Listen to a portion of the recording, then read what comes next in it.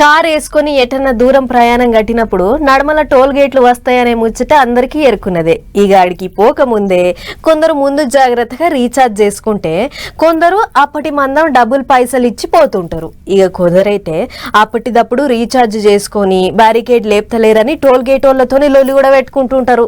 అగో అట్లా టోల్ గేట్ల బైస్ పెట్టుకునేటోళ్ళ కోసమే గీ వార్త చూడుర్రి. సెంటర్ సర్కార్ మళ్ళీ కొత్త రూల్ పెడుతుంది కదా.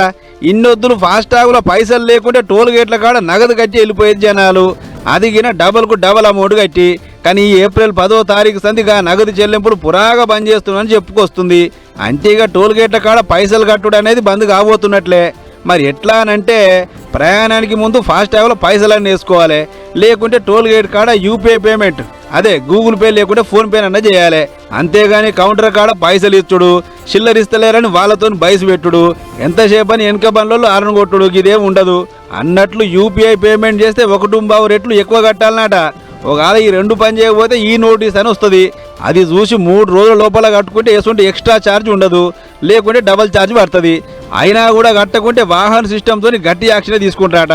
మొత్తానికి డిజిటల్ పేమెంట్లను పెంచే ఉపాయం చేస్తుంది సెంటర్ సర్కారు. అన్నట్లు ఇంతకు మునుపు అన్ని లైన్లు ఫాస్టాగ్ పెట్టి లాస్ట్ లైన్ ఒకటే క్యాష్ కౌంటర్ ఉండే. కానీ 10వ తారీఖు సంది అన్నిటికన్నీ డిజిటల్ పేమెంట్లు కాబోతున్నాయి. ఇక టోల్ గేట్ దాటిపోవాలంటే 2 మార్గాలు. ఒకటి ఫాస్టాగ్లో సరిపోను పైసలన్నీ ఉండాలి, లేకుంటే స్కాన్ చేసి డిజిటల్ పేమెంట్ అన్న చేయాలి.